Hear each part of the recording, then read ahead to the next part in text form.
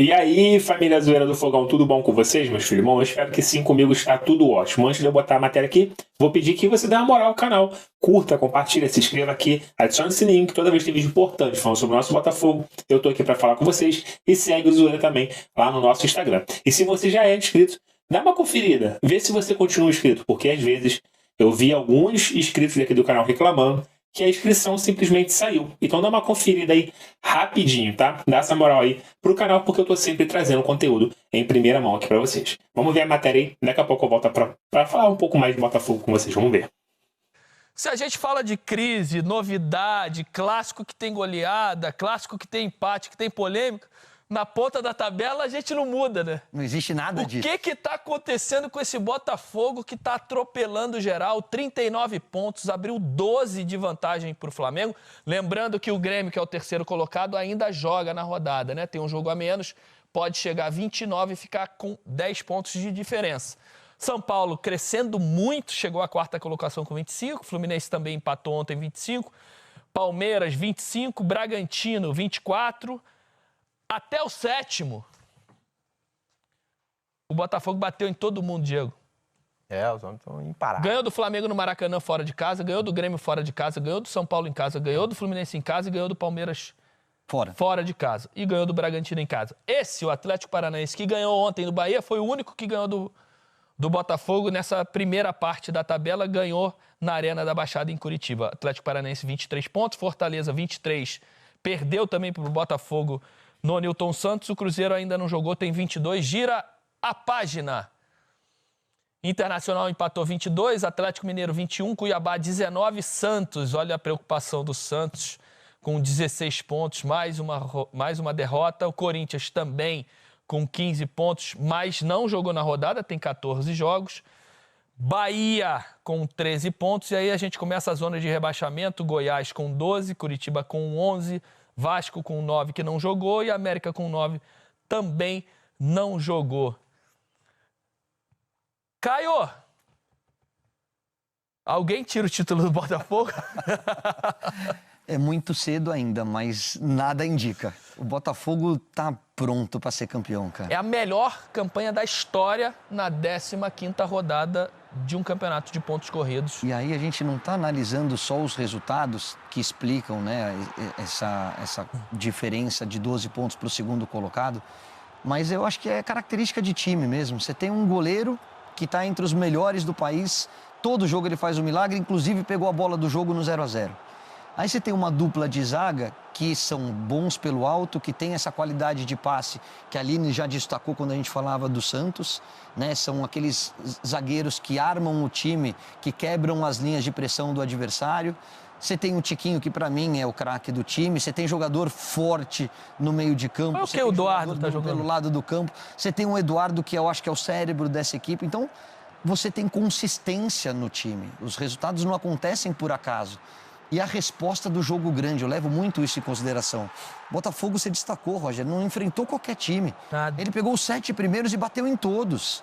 Então você vai acreditando cada vez mais. E bateu com consistência, não foram jogos que o Botafogo achou a vitória. Exato, jogou com um homem a mais. Enquanto o Flamengo jogou com 2 a menos.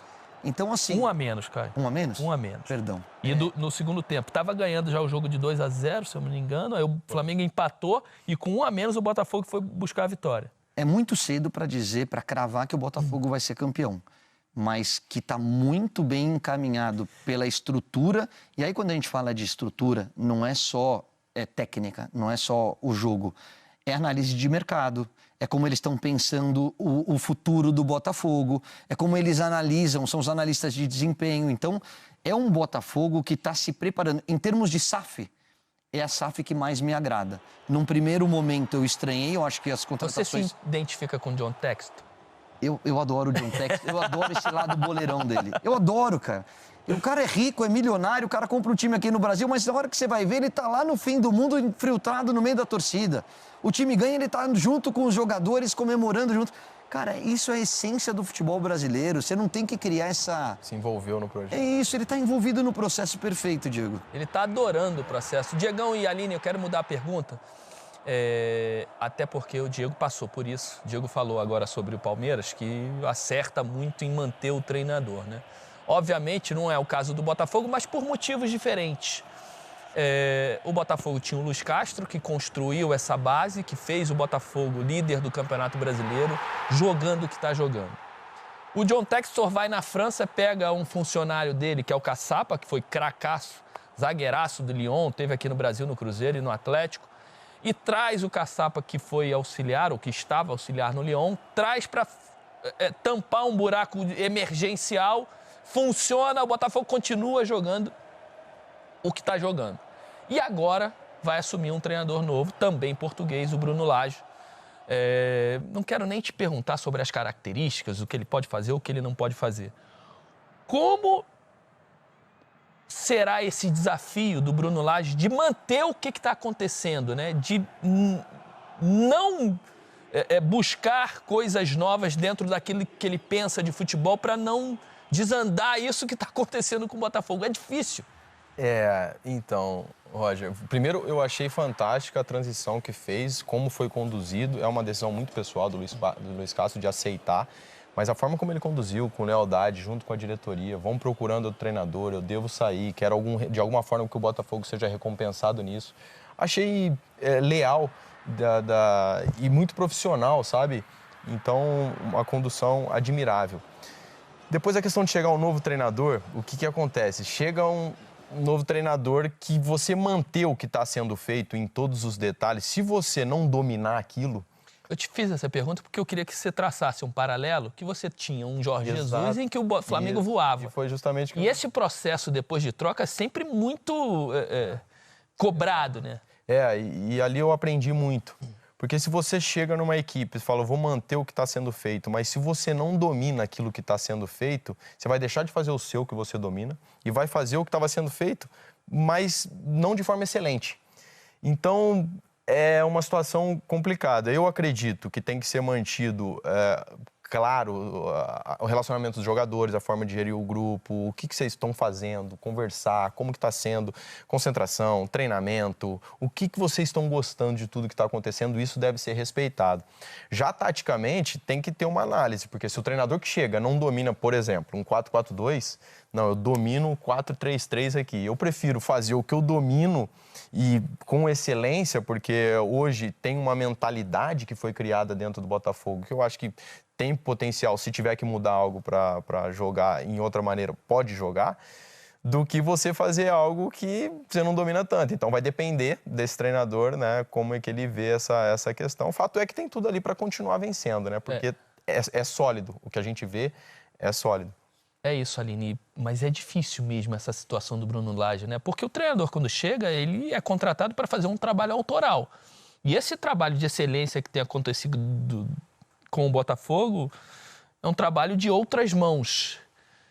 É uma responsabilidade, até porque tá dando tudo certo, a líder do campeonato tá sobrando, isso aí é muito claro. Mas aí eu vou falar sobre como que o Botafogo consegue se planejar. Se a gente olhar as características dos jogadores que o Botafogo tem, são jogadores altos, bem fisicamente, que conseguem manter uma intensidade. O Bruno Lage tem um jogo muito parecido com o Luiz Castro. Joga no 4-4-2, gosta de um pivô, é um jogo com intensidade, utilização dos pontas em velocidade. Então, aonde eu quero chegar?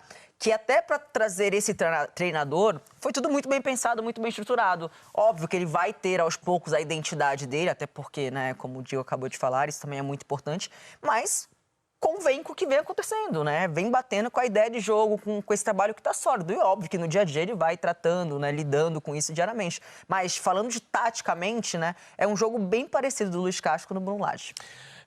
Lembrando que o Botafogo tem Copa Sul-Americana, enfrenta o Patronato no Newton Santos, mas já está classificado. Meteu 2-0 fora de casa, não vai ser problema para o Botafogo passar de fase. Vamos para o outro jogo.